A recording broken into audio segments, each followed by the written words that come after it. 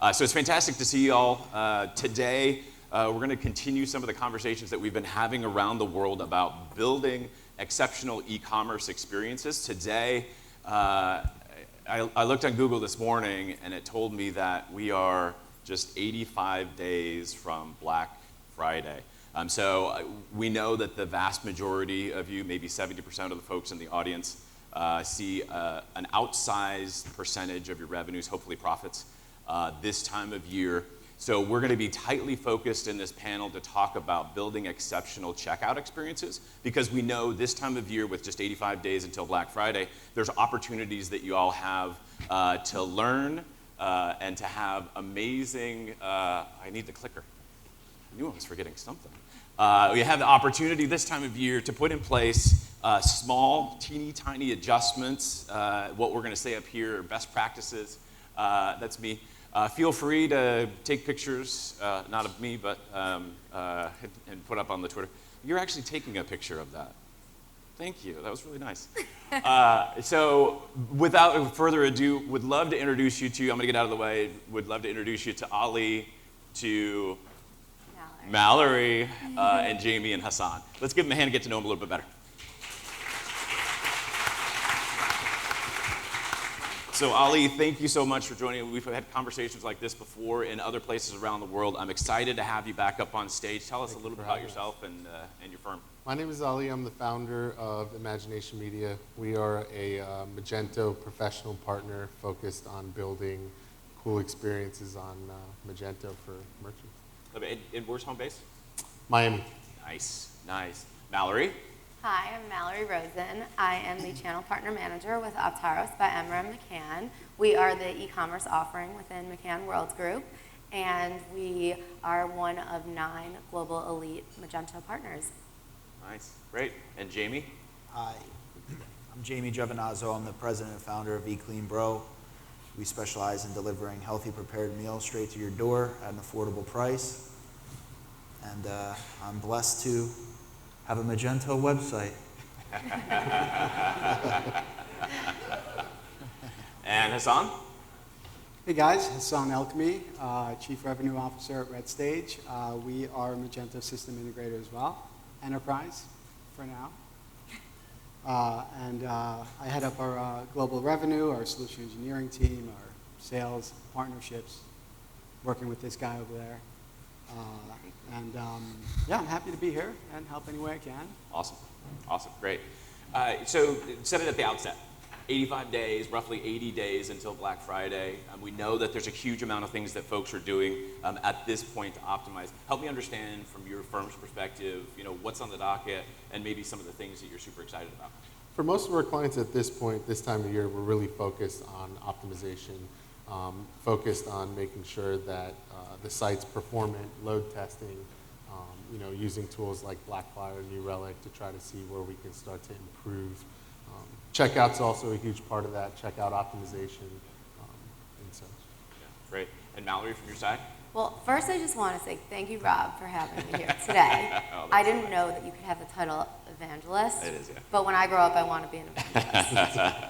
In terms of holiday preparedness, at Aptaros, we really believe strongly in the need for code freeze and load testing. So when it comes to optimizations, we think the most important thing 85 days out is look at your roadmap, see what you can implement with enough time for a code freeze and load testing. If there's anything with risk, wait until after holiday, because it's not worth risking any outages.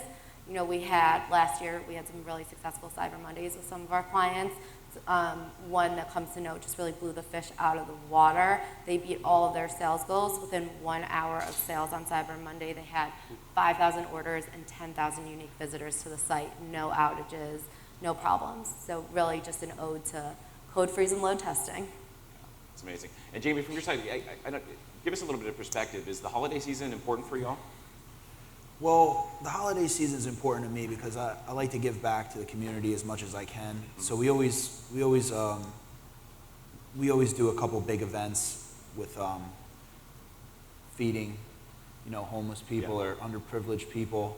We give back a lot. That's what is special to me for the holiday season. We do also people love Black Friday, they love Cyber Monday. We always do some sort of a coupon, and they're like piranhas. They attack. A nice coupon. People go wild for a nice coupon. But checkout is very important. You want less clicks, more dollars. Yeah, yeah, that's good. And Hassan, you guys do primarily B2B, so this time of year you just kind of take off the rest of the year, you kick back, maybe go skiing, just Yeah, is that how it works? Yeah, of course. Yeah. We do. We're split B2B, B2C. Primarily, the B2B sector has been more lucrative, but there's no downtime. I mean, if anything, security is at the top of that list. I mean, load time is wonderful, but without the security in place, I mean, we've had a B2B merchant have 300 fraudulent orders per hour in an entire day, and it was very difficult. Big company, and B2B all in the back end. It was a mess. Security, I'd say, is at the top of that list, particularly around that time of year, because just because you have that traffic and the load time and everything, I mean, that's an invitation to the bad guys to come in and disrupt what you're doing and take a piece of that pie. Yeah. And so talking specifically around checkout, a bunch of the folks that are up here on the panel are a part of an initiative that we've been working with. PayPal's been working with great tech partners, High Conversion, and other folks to do significant amount of testing around checkout, doing a lot of experimentation. And out of that, I mean, we've found some pretty interesting findings. So, I mean, Ali, you've been a part of this since the absolute very beginning, doing some of the optimization and some of the experimentation. Yeah, absolutely. So we've learned quite a bit, and we've learned different things in different markets as well, right? So we do support some merchants that are, active in Latin America, much different experience when it comes to checkout. Yeah. A lot of split payment technologies, a lot of, different types of credit providers. So you see, significantly more steps in the checkout in Latin America than you would in the U.S. checkout. Got it. And in the U.S., we're trying to reduce the number of clicks, reduce the amount of steps, reduce the amount of friction that you have.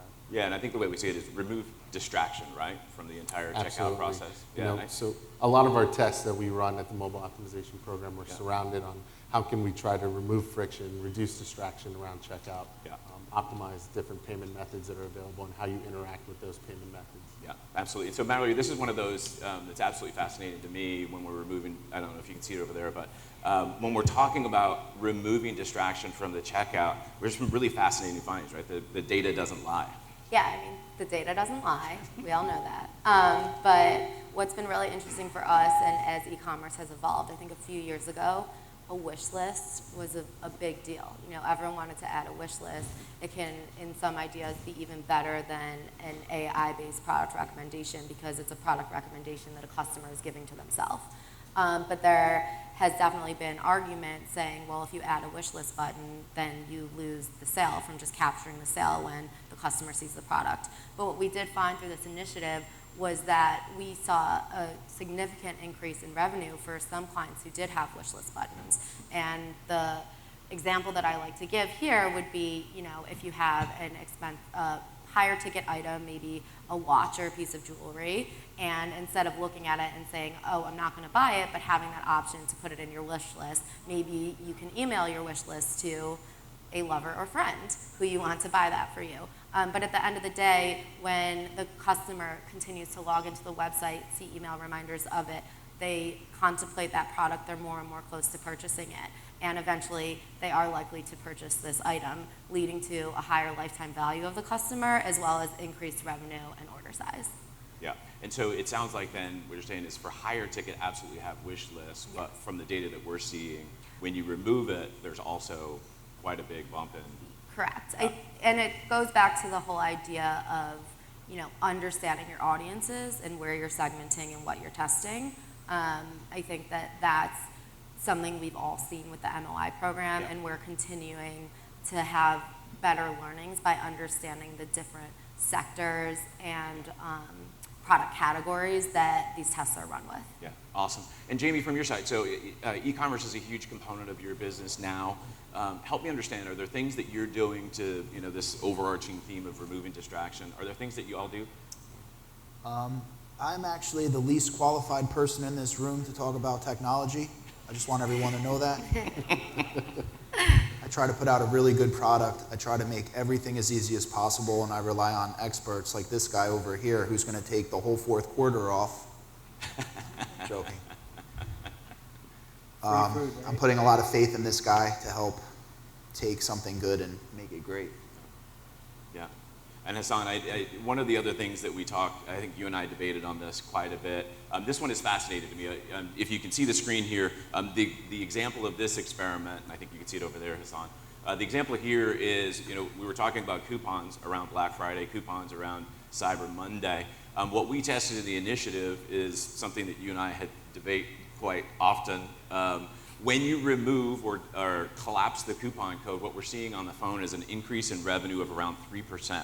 By simply collapsing that coupon code, a consumer can click to open that coupon code and put their coupon if they have it. This is one of those, for me, it's a no-brainer. You absolutely have to collapse the coupon code. Is that true for everybody that you work with? We don't agree on everything. Okay, right? I don't agree here. Yeah. I know trust in the data, right? Yeah. I think it truly depends on the time of year. I think it depends on what stage with that particular customer. We have 3 stages: acquisition, conversion, retention. Yeah. I think from a retention standpoint, if I want someone to keep coming back, I give them a coupon, they come back, we give them an option there. I think from an acquisition standpoint as well, for particular products, it makes sense. I can't agree with this at all. I know the data speaks for itself, but retention and acquisition in particular, it's vital to keep that customer coming back. The most important stage is retention, because I can sell you a sandwich, Yeah. but why are you going to keep coming back if I don't incentivize you to come back? Yeah. So it sounds like. Hold on. Go ahead, Jamie. When the sandwich is that good, and the sandwich is better than everybody else's, when the sandwich is better than everybody else's sandwich, they come back for your sandwich. Strong sandwich. All right? Well, about that, the good thing with the mobile optimization program, we use high conversion, Okay. to be able to A/B test all the different options, all the different tests, right? So one thing that we realize is not every vertical is equal, right? But we have some clients that never run promos. Yep. So not collapsing the coupon code creates a distraction, Yep. where we have other clients that constantly run promos and their business is very email coupon driven, Yep. where we had the inverse effect by collapsing that. Got it. Same thing with wish list, right? If you're in the jewelry vertical, collapsing or removing wish list from checkout or removing wish list from the customer experience altogether is probably counterintuitive. Yep. But in the fashion vertical, where everything is seasonal and probably not going to be in stock 2 or 3 months from now, you're going to see it. Yeah, that's a good point. So, are you willing to give up, let's say, the 3% phone lift that we're seeing here, the revenue lift? Are you willing to give that up for the long-term value, the acquisition of that customer? Is that what we're saying? I think so. I think if you can continue to prove that in that particular vertical, and if it's not important to that particular merchant and that merchant's customer, Yeah. I don't see why you wouldn't. Yeah. I'm going to jump in and say, I think it's really dependent on the customer and the customer journey. And if you manage your e-commerce experience in a way in which you have captured enough data on your customers to be able to segment those that may need the wish list, those that may need the coupon. And also, you could even go further with your data and create segments for your website for acquisition and retention. And then to Ali's point, segment the right way there. Yeah, to Jamie's point, Are we talking about sandwiches still? yeah, I'm All right. hungry. we share a love for great sandwiches, particularly Friori's in Hoboken. Wonderful sandwich. I think depending on the product, okay, if you've got an ultra elite luxury product, you're not going to give a discount. Whether it be a watch or a sandwich or fashion for that matter. This is our product. We are here. We're elite. We don't discount. I get that. For many of the brands that we work with, it makes sense to have this in place. And depending on the time of year and what stage of the customer journey, it's vital to a brand to grow and expand. So I'd be willing to give up that percentage. Back to the sandwich reference, we're building a deli, and we're not just selling a sandwich here. We want to keep going. We're looking at the road ahead. Yeah, good point. So one of the other things that we found through the initiative is, broad themes, and we're talking about a short amount of time until the holiday season. Other things that folks can do this time of year in particular, I think everybody here mentioned security at some point. We know that it's hugely important, but if we're really specific about some of the things that we can do, Ali, help us understand around security. Are there things that your company recommends for merchants to do this time of year to convey that, secure feeling? Yeah, with Magento in specific, one thing that we're looking at for all of our merchants this time of year is making sure that, sites are patched and all of your security patches are current. Try to take a look at any loopholes you might see coming in through checkout, any conversations that are happening in the Magento community in general, and try to make sure that all of that's cleaned up. Unfortunately, the client doesn't ever actually get to experience any of that, the end user of the site. But security is definitely at top of mind for a lot of consumers these days in the sites that they're shopping. Yeah, I think every day there's a different instance of a breach that you hear. This is one of those, Marilee. I love this one. So with the experiment that you're seeing here, the only change, the only delta, the only change between the control and the experiment or the treatment here is that we put a security lock icon on the checkout. So on the left-hand side, you see a shopping cart. On the right-hand side, we replace that with a little security lock icon. This one's fascinating. Yeah, this one taught me a big lesson, which is when I send budget requests to my executive leadership team, add an icon of a lock button for security. Okay, it was funny in my head. But this was really unique. I think that it shows how visual people can be. I think that all we did was show an icon of a lock, and there was no change on the back end. It really shows the mental engagement in the shopping experience, and it's such a simple test to run. I think this, when we talk about the need for code freeze and load testing, a test like this that can be so simple and visual is one that you could likely run and get that optimization and that increase in conversion right in time for the holidays. Yeah, and I guess I get to do this from the stage. In a little while, in an hour, we're actually going to drill into this one. We'll show you the data, which shows both the holiday season and the non-holiday season. There's a huge difference in there, so I'll tease that. We're in the breakout room in a little while talking about some of the other tests and experiments that we're doing as part of the initiative. So Jamie, from your side, so security is important. Help us understand for you, this time of year when you're thinking about security, what are some of the things that you and your company are putting in place? Like I said, I'm just relying on my agency and making sure that all the updates are good, and I'm just trusting the experts around me. Trusting that guy. I'm not an expert in Magento, if you guys know that. I'm a food guy. I make really good food. I got agencies that I depend on to keep me in business, and it's very stressful.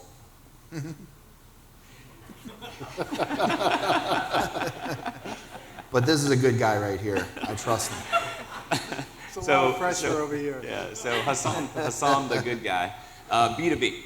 We're harping a little bit on B2B, but I think we heard from Peter Sheldon a minute ago that 60% of the new licenses for Magento are B2B. So it's a huge growing segment, and it's always important that we talk about checkout optimization for B2B. From a security standpoint, are there things that you focus on this time of year? So the new Magento upgrades are wonderful. All the new security patches in place, the new upgrades help protect brands like eCleanBro from being hacked and taken advantage of by hackers and the bad guys. Disruption isn't always great for us as brands and as system integrators and technology. I mean, disruption is also an invitation to the bad guys to come in and take advantage. Yeah. So with all these new upgrades and updates for 3.2 right now, I think it's going to make it a little easier. I think things like this, I mean, we're still scratching our head about it. I mean, I'm glad you got a whole session for this. Yeah. I mean, Just Ali used to have a full head of hair. We pulled it out. He just doesn't understand how. All we did was change an icon. Yeah. That's it. And this lands just as well for B2C and B2B, right? When we're talking about checkout. Bingo. Yeah. So if I may, I mean, we talked about this briefly upstairs. People tend to forget that the B2B sector is so massive, and they're making a shift. And a lot of the B2B customers, manufacturers, distributors, and CPG brands are becoming more B2C centric with that mindset. We're all buying the same way, regardless if it's B2B and B2C. Why not make the experience seamless and easy? I want what I want when I want it, and I don't want to wait. And I'm sick and tired of people saying it's the millennial, because we're all buying the same way, okay? The millennial isn't some kind of mystical unicorn. Yeah. It's the modern human being that's just buying the way that we are today. One of our B2B customers that we have in this, one of the very few, we just got results, 24% increase in conversion. Crazy. Wild. On the mobile side, all because we had the cart follow them around, made it very simple. These guys sell tires and wheels.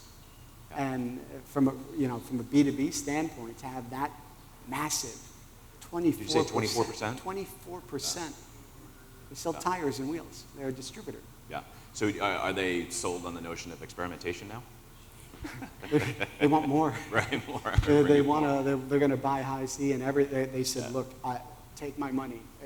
This is what we need." That's amazing. That's amazing.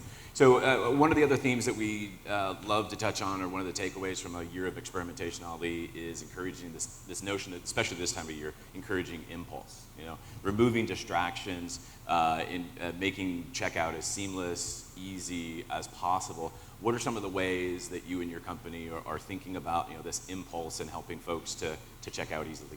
So for a few of our clients that are part of the program, we've implemented the new Braintree Smart Buttons. Oh, okay. Where we've enabled Apple Pay, Google Pay, and Venmo. And the button is smart enough to figure out through the device what payment is probably an optimal payment for you to use. So rather than showing you 6 different buttons, it'll show, if it sees that you're logged into Venmo, for example, and there's a Venmo cookie, it'll plug Venmo in as an payment option. Yeah. Another, and this is actually a true story, and this is going to sound like a PayPal plug, but You told me this before, Yeah, and I so wasn't sure if you should say it, because There's this is not a PayPal This advertisement. merchant's actually in the audience. So we had a merchant that did not want to show the PayPal Express checkout button on the PDP page. It just didn't work well On the with their product branding. detail page, yeah. On the product detail page. It didn't work really well with their branding. It was kind of an eyesore to have that PayPal logo there. It doesn't really flow when you're dealing with fancy jewelry. But we finally convinced them through high conversion to add the PayPal Express checkout button to the product page. Make a long story short, we were done testing, and we actually removed the pixel for high conversion because we were upgrading to a different high conversion module. So you paused the We experimentation paused the for a while. experiment, not Yeah. realizing that this actually yanked the PayPal Express checkout button from the PDP page. And I actually got an email from their controller about 2 days later that, hey, we're down 15,000 per day, but we think all the revenue's attributed to PayPal. 15,000 per day. 15,000 per day. And we went back and looked, and it was because we had removed the high conversion pixel. The experiment had ended, and the button had disappeared. And once again, I did not pay you for that testimonial. Absolutely All not. right, good. True story. True story. Controller emails are the best, right? Yes. Yeah.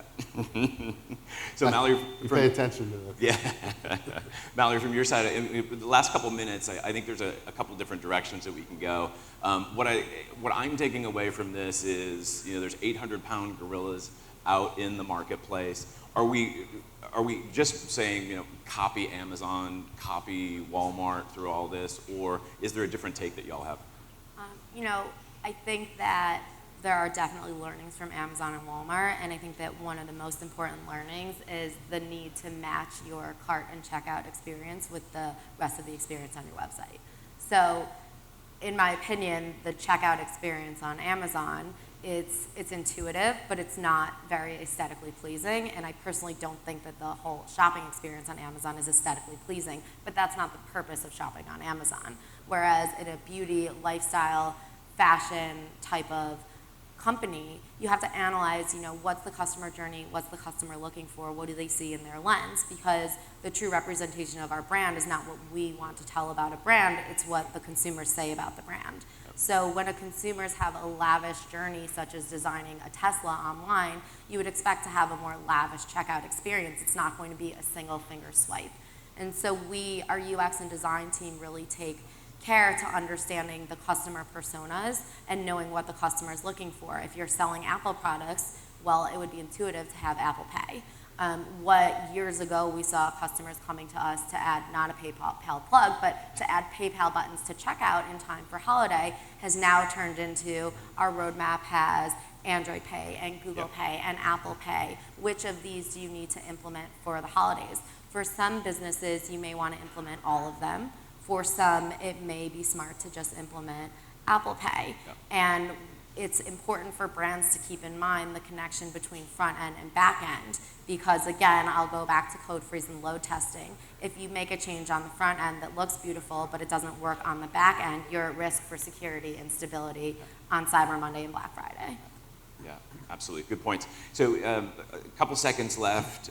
Shannon's given us the poll off stage. Takeaways. So it's this time of year. Jamie, from your side, are there things that you absolutely are putting in place that you have on your roadmap? One of the things I put in place last year during holiday season was, personally, I'm not a shopper. I know what I want. I go and I buy it. That's just how I am. I learned this from car shopping for my wife.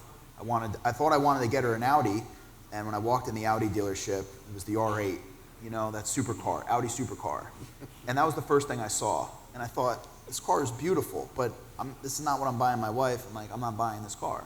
Every other car after that did not look as good. Until I went to the Mercedes dealer. And then I walked in and I saw like a fully loaded C-Class. I thought, oh, I can afford this. And now I walked around the dealership, and now all the cars started looking nice. So I applied that to my website. I used to want to showcase my expensive meals, my high-end seafood and steak dishes that were the most expensive thing on my site. Mm-hmm. And then I learned, man, if I just showcase the smaller, less expensive meals, I could lure them into the site, I can get them scrolling, I can get them educating themselves on what I do, and that increased my sales, just from a shopper perspective. So my perspective was off with what I thought people wanted, and sometimes you gotta just shift your perspective and get people shopping on your site. Love that. And That's great sometimes psychology. what you think is you want to showcase your best meal. Yeah. But you know, maybe your least expensive, maybe the cookie, you know, the $5 cookie gets, I want to buy this cookie. Right. And then they start shopping, and then they buy, and then they become customers. Hassan, what about you? Takeaways? Do I have the last word? Well, not quite the last word. We'll have a couple more words. So, I think trusting in the data is vital, but you do have to have that human element, you know, the cookie approach, I guess. Thank you. Just like I don't agree with that 3% for the coupon code, you need to look at it from your point of view too. Am I willing to give up something to grow steadily? Yep. To keep people buying from us, just because the data says 3% doesn't mean that you always have to do it. I think depending on how much conversion comes out of it, and trust in your agency, your system integrators, that's why you pay them. They know best for a reason. If it doesn't work, we're going to tell you. If we feel like there's going to be a better approach to it, take advantage of it. Whether it's B2B and B2C, just like that tire distributor, we would never have fathomed 24% increase in conversion. B2B customer that sells tires and wheels. Now they want more. Yeah. And that's all on mobile. It's crazy. It's a distributor selling tires and wheels on mobile, increasing conversion by 24%.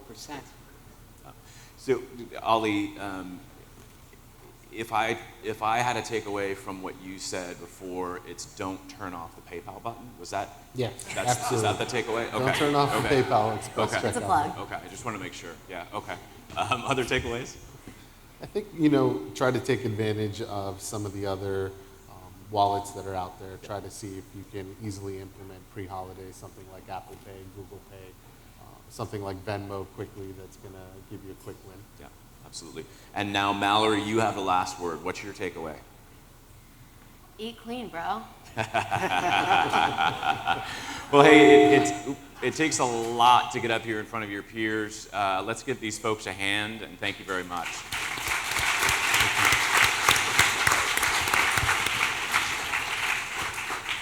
Hey, thank you to the